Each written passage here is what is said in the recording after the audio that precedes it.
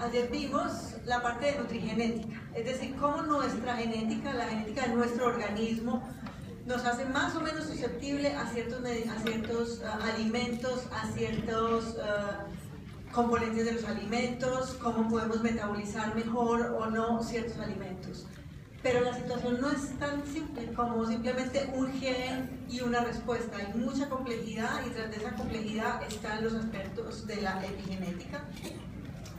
Entonces vemos que estamos pasando no solamente a hablar del ADN, del ARN, de las proteínas, estamos hablando aquí de lo que se llama epigenética. ¿Saben ustedes qué es la epigenética? Epi del prefijo, que quiere decir arriba, que quiere decir por encima. Ahora les voy a explicar cómo son cambios que no están inherentes al código genético, no son ni la A, C, G, T, que es el código genético, no se cambian las letras del código, se hacen cambios encima que podemos decir son similares como a los acentos. Cuando una palabra tiene acento puede significar una cosa, cuando no tiene acento puede significar otra cosa bien diferente. Eso pasa con el ADN, eso es lo que vamos a ver hoy. Y vamos a ver la correlación de esto específicamente con la dieta. Ahora, como hemos visto y como vimos ayer también, no es simplemente la genética, no es simplemente la epigenética, es todo un ecosistema lo que hace que la dieta tenga un cierto efecto y que podamos ser más obesos, más saludables, menos saludables, el ejercicio, todos los aspectos culturales, sociales, obviamente los aspectos de genética, los aspectos de nutrición, y hoy pues vamos a ver estos aspectos particularmente de epigenética.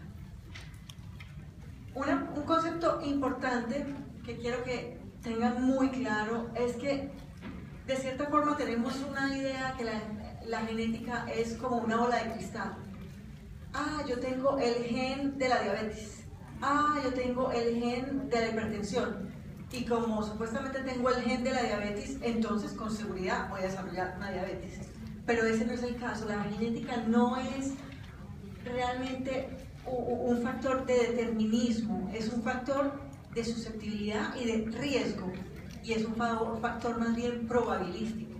Ese es un concepto importante que vamos a discutir hoy, y como lo dijo la revista Time hace un par de años, cuando estábamos hablando, acabamos de secuenciar el genoma humano, yo ayer les hablé de la importancia de secuenciar el genoma humano, lo que costó $3 billones, todo este esfuerzo, y todos pensamos que una vez descubierto el genoma humano, leído el libro de la vida, ya con eso íbamos a tener toda la información, ya sabíamos todo, ya podíamos asociar todo y ya vamos a curar a toda la gente y a prevenir todas las enfermedades. Y ahí publicó la revista Time y dijo, atención, no todo está en su DNA, su DNA no es su destino.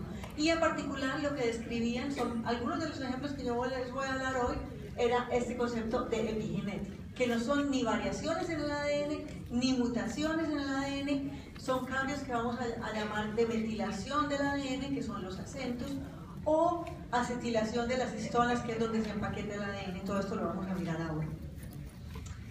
Aquí están descritos los dos mecanismos principales de epigenética, que son entonces la metilación.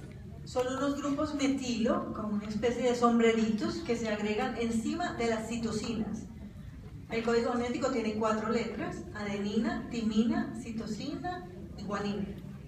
Los acentos solamente, los sombreritos o los acentos solamente van en la C. Como en el alfabeto solamente van en las vocales, aquí solamente van en la C, se agregan estos grupos metilo. Cuando se agrega el sombrerito, el gen al que se le agregó el sombrerito se desactiva y no se puede transcribir y no puede producir proteínas. El otro mecanismo es el de los histones, que son unas estructuras donde el ADN se empaqueta, el ADN se envuelve allí, y cuando el ADN está muy empaquetado, los genes están inactivados. Cuando el ADN está más suelto, los genes están activados. Es como un libro, pensemos, el libro de la vida, cuando el libro está cerrado, no podemos leer. Cuando el libro está abierto, podemos leer. Lo mismo con las histonas y con la acetilación de las histonas. Ahora, vamos a ver ejemplos en distintos organismos, pero como ustedes saben, todos los organismos vivientes tienen ADN. Esa es la ley de la vida y esa es la esencia de la vida, el libro de la vida, el ADN. Los seres humanos tienen ADN, los primates tienen ADN, Los animales, todas las especies tienen ADN, las plantas tienen ADN, los virus tienen ADN, las bacterias tienen ADN, hasta los políticos tienen ADN, todos tenemos ADN. Bueno, volvemos al concepto de los sombreritos. La metilación, entonces, está aquí, estos grupos metilos CH3 que se agregan al inicio de un gen y lo que hacen es que bloquean la transcripción, bloquean el hecho, lo inactivan y no permiten que este gen se transcriba y se convierta en proteína. No cambiamos la secuencia, no cambiamos el libro de la vida, no cambiamos el ADN, simplemente le agregamos este sombrerito y lo bloqueamos. Concepto muy importante de la metilación es que cambia de tejido en tejido.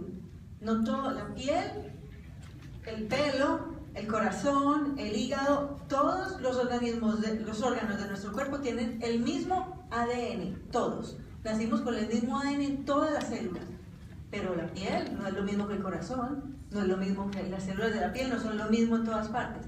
¿Por qué? Por la metilación, porque la metilación cambia de célula en célula. Las células del pelo, las células de la piel, las células del corazón tienen un patrón de metilación diferente. Y ya eso hace que tengan genes que están activos y genes que están inactivos y hace la diferencia entre un tejido y el otro. Concepto muy importante entonces, la metilación cambia de tejido en tejido. El otro muy importante es que cambia mientras transcurre la vida. Aquí tenemos unos gemelos idénticos genéticamente, exactamente el mismo ADN en estas dos chicas asiáticas de 3 años. Y ven que en amarillo los cromosomas tienen exactamente el mismo patrón de metilación a los 3 años de vida. Igualitas genéticamente, igualita la metilación, igualita la epigenética. Cuando ya tienen 50 años ya no solo están un poquito más arrugaditas, sí, más cansaditas, sino que aquí está el perfil de metilación que es diferente. Vemos en rojo y en verde que tienen puntos de metilación que son diferentes. Esta metilación entonces y esta epigenética va cambiando a través que van pasando los años y que la vida va pasando. Lo otro que les dije, el otro mecanismo es el mecanismo de acetilación, que es el ejemplo del libro. Cuando está el ADN compactado como está al lado derecho, empaquetado, cerrado, los genes no están activos. El semáforo está en rojo, los genes no se pueden transcribir, están completamente inactivados. En el ejemplo de la izquierda, el libro de la vida está abierto, los genes se transcriben, se crean proteínas y están entonces funcionando estos genes normalmente. ¿Qué afecta esta metilación? ¿Qué afecta la acetilación? ¿Qué cosas afectan esto? Bueno, hay 3 factores principales. La dieta, son los ejemplos que les voy a presentar hoy. El comportamiento, también hay estudios hechos en McGill, en la Universidad McGill en Montreal, donde yo trabajo, que indican que estados de depresión profunda pueden tener efectos sobre la metilación, o sea que hay cambios en estas metilaciones y en estos sombreritos del ADN cuando hay estados de depresión profunda. Y bueno, las sustancias tóxicas se han asociado sobre todo con mutaciones. Sabemos que la irradiación, que exponerse a sustancias tóxicas por largos periodos puede llevar así a mutaciones en el ADN. También a cambios en la metilación, pero a mutaciones. Y lo que vamos a ver hoy sobre todo entonces son cómo la dieta puede hacer estos cambios en la epigenética. Tiene entonces un componente importante tanto en la metilación como en la acetilación. Y vamos a ver más adelante cómo hay alimentos que pueden tener incidencia en la activación de estos factores que llevan a la metilación y a la acetilación de los genes. El primer ejemplo que tengo hoy para ustedes es el ejemplo del ratón agouti. El ratón agouti en su estado natural es un ratón de laboratorio que se estudió en la Universidad de Duke y que se ha publicado en el 2009, es la primera publicación, en donde el ratón, cuando está en su estado natural con el gen agouti en plena función y activado el gen agouti, estos ratones son amarillos, con pelaje amarillo, son obesos, tienen tendencia a desarrollar cáncer y tendencia a desarrollar diabetes. Un estudiante de postdoctorado que estaba muy entretenido pensando que podía hacer con sus ratones en el laboratorio, decidió alimentar a las madres de los ratones aguzzi con vitamina B12, con ácido fólico, con colina, una dieta rica durante el embarazo de estos ratones amarillos, y observó que la siguiente generación eran ratones cafés, ya no eran amarillos, se les cambió el color del pelo, y cuando empezó a estudiarlos a lo largo de la vida se dio cuenta que tenían menos riesgo al cáncer, menos propensión a la obesidad y a la diabetes y una vida más prolongada. Y él dijo, bueno, habrá cambios en el ADN. Miró el ADN, ningún cambio en el ADN, idéntico. El amarillo y el café, aunque parecen tan distintos, el uno gordo, amarillo, diabético, y el otro flaquito, café y con una vida más prolongada y genéticamente idénticos. Ahí fue cuando miraron los patrones de metilación y se dieron cuenta que el gen agouti estaba inactivado porque se le habían agregado con la dieta de vitamina B12 y los folatos, el ácido fólico, se le había agregado estos grupos metilo. A partir de ahí empezamos ya de una forma mucho más consistente a dar todos los suplementos vitamínicos durante el embarazo, la vitamina B12 y todo esto, gracias a este ejemplo del ratón agouti. El otro ejemplo que tengo para ustedes hoy es el de la abeja reina, la dieta de reina. Sabemos que en un panal, tanto las abejas obreras como la abeja reina tienen exactamente el mismo ADN. La diferencia es que las obreras se alimentan con miel normalita, mientras que la abeja reina se alimenta con jalea real. Esto es conocido y ha sido observado desde hace años de años. Sabemos que la abeja reina come jalea real y que se vuelve abeja reina. Y todas, bueno, dieta de reina, obviamente. Pero, ¿qué es lo que lleva a que la abeja reina sea reina? Aquí está la explicación, la metilación. En el caso de las abejas, entonces, obreras, tienen los genes en los ovarios están metilados. En estado natural, los genes vienen, cuando las abejitas nacen, vienen con sus ovarios, ya con los genes tienen sus sombreros y están desactivados, están metilados. No funcionan los genes de los ovarios. Cuando la abeja está pequeñita y empieza a hacer la alimentación con jalea real, esta alimentación de la jalea real impide la metilación, los genes de los ovarios de la abeja reina se activan, ella puede entonces concebir, desarrolla un vientre mucho mayor y ya se vuelve, obviamente, la abeja reina. Así que, conclusión, la dieta de reina no es solo una cuestión estética, es una cuestión genética. Así que, importante retener. Aquí vemos cómo es el mecanismo puramente molecular. Tenemos la metilación con los circulitos en amarillo. Lo que hace en azul aquí la jalea real es que simplemente evita que se haga esta metilación. Cuando se coge en un estado muy temprano de abeja, se evita que se metile, los ovarios continúan activos y lo que tenemos, la abeja reina. Ahora, la metilación no es ni buena ni mala, por eso les mostré los dos ejemplos extremos. En el caso de los ratones, el estado natural del ratón amarillo es no metilado. El estado natural es no metilado. Su alimentación lo lleva a metilarse y a activarse.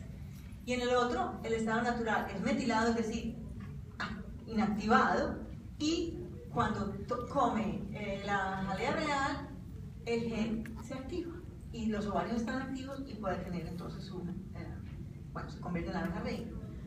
Ahora, otro ejemplo que ayer hubo una pregunta en particular con lo que es la desnutrición. Hay dos estudios, y varios estudios luego que se han publicado importantes, con relación a periodos de hambruna importantes en poblaciones que generalmente tienen un acceso, un buen acceso a alimentos, a buena calidad de alimentos, y en este caso se trata de los holandeses y de la hambruna que hubo en China en 1959 a 60 y los holandeses en la época, al final de la Segunda Guerra Mundial. En estos dos estudios lo que es importante y que se demostró es que una restricción extrema, una hambruna extrema en los primeros años de vida hace que el organismo se adapte genéticamente a esta situación y que luego, cuando hay una disposición o disponibilidad de alimentos en épocas más tardías de la vida, estos individuos van a desarrollar obesidad, hipertensión, diabetes de una forma hay cambios entonces en el epigenoma, en la epigenética, que hacen que estos organismos aprendan a vivir en esta hambruna y que cuando hay acceso a alimentos ya respondan de una forma extrema, en este caso con una enfermedad. Aquí muestro los gráficos y en particular este gráfico que indica que en particular en los últimos periodos de la gestación, cuando hay estas exposiciones a hambrunas, pues obviamente la madre va a afectar su salud, pero son sus hijos, pues su hijo mientras está gestando que va a tener el efecto más grave de esta hambruna. Y lo que es más interesante todavía es que estos efectos de metilación y de los cambios debido a hambrunas extremas se pueden pasar de generación a generación, y que esta propensidad a la obesidad que se da a partir de situaciones extremas, de hambres extremos, de nutrición extrema, pueden pasarse entonces de la madre a la hija, a los nietos y otras generaciones. Entonces la metilación es como una especie de, como vemos aquí, de fábrica. Los alimentos llegan al organismo y los alimentos traen esos grupos metilo que se van extrayendo y que se van incorporando poco a poco al ADN. Entonces es una interacción completa. Siempre pensamos que aquí estamos, los organismos, el ADN es una cosa, el ambiente es otra, y aquí vemos cómo realmente hay una interacción entre los dos.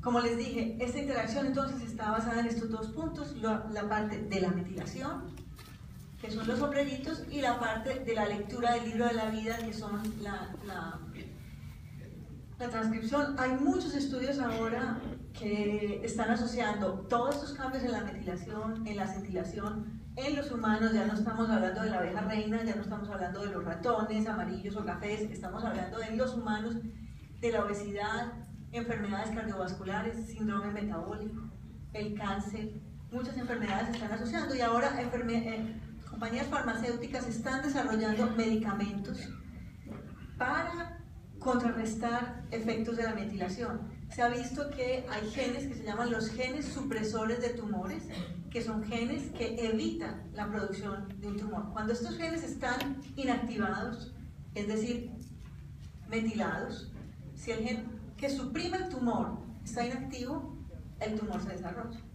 Entonces, lo que hacen estos medicamentos ahora, que se están produciendo y están aprobando en estos últimos años, es que activan el gen supresor de tumor, y así permiten que el gen cumpla su función de suprimir los tumores y evitar el cáncer.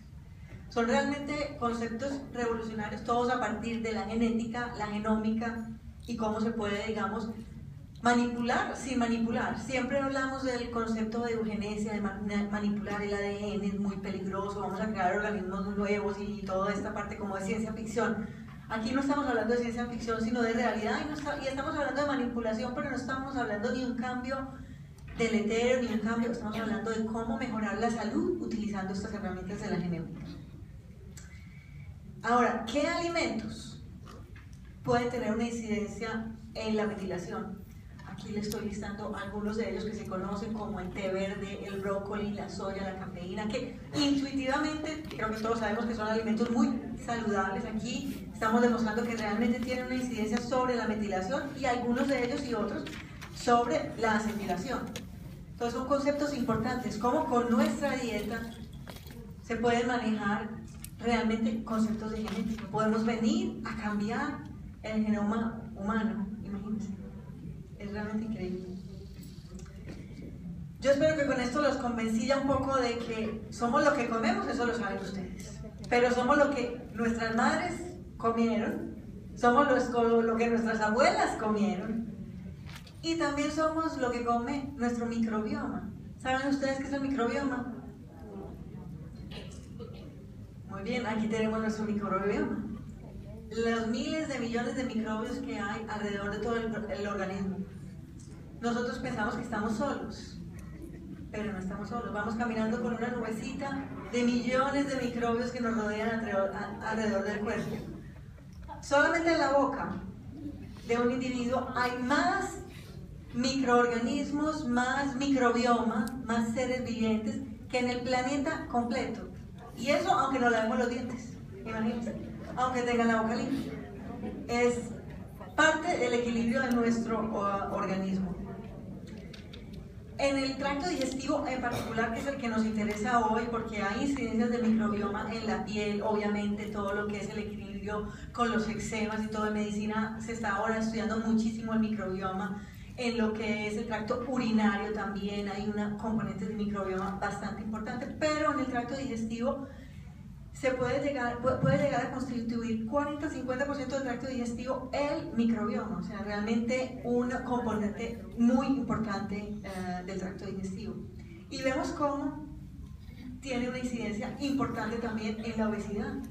No es solamente lo que comemos, el ejercicio que hacemos, la genética que tenemos, sino qué mezcla, qué cóctel de microbios tenemos en nuestro tracto digestivo en un momento determinado. En este ejemplo, estoy presentando un microbioma de una mujer normal, con una dieta normal y un peso normal, que está embarazada, tiene su microbioma equilibrado y tiene un niño que está saludable, talla normal y peso normal. Mientras que aquí tenemos una mujer obesa, en donde su microbioma se empieza a desestabilizar, ya tiene mucho menos de los azules que vemos aquí, y obviamente su hijo va a tener un microbioma que ya está desestabilizado. Aquí no estamos hablando ni siquiera de susceptibilidad genética, ni de los genes, ni del epigenoma, estamos hablando del cóctel de microbios que tiene este niño en su organismo, que desde que nace ya tiene una susceptibilidad y va a tener que hacer frente a eso en la dieta, el ejercicio y cómo asuma su vida y su salud. Vemos entonces que la epigenética lo que realmente construye es un puente entre los alimentos, el estilo de vida y el ADN, y nos permite hacer esta interacción, este diálogo entre el ADN y el estilo de vida. Vemos entonces, como vimos durante la presentación, que la dieta puede alterar el epigenoma. Esto es un concepto bastante nuevo, cómo realmente modificar este epigenoma.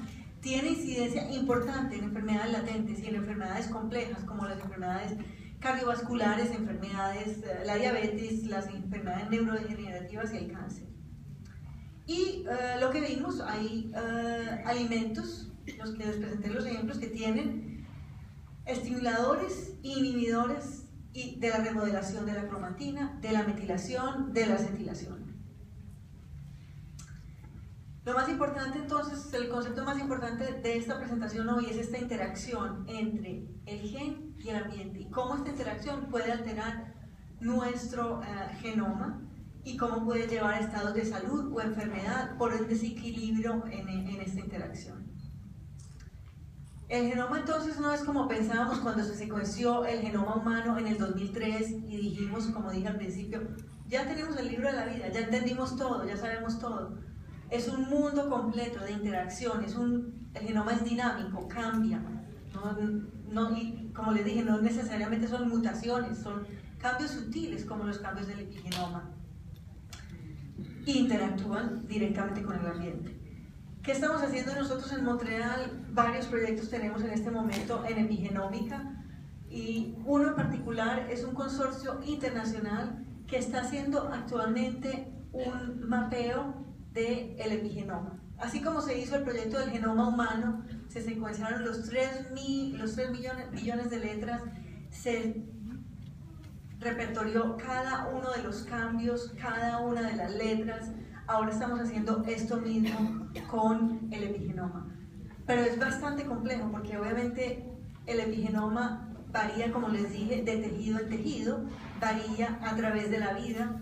Entonces es un proyecto que en este momento tiene más de 25 laboratorios alrededor del mundo que están trabajando con el epigenoma, que están secuenciando todo esto y que están realmente tratando de elucidar esta interacción entre el genoma, el medio ambiente, cómo afecta el medio ambiente, cómo el genoma cambia a través de la vida, cómo cambian los tejidos.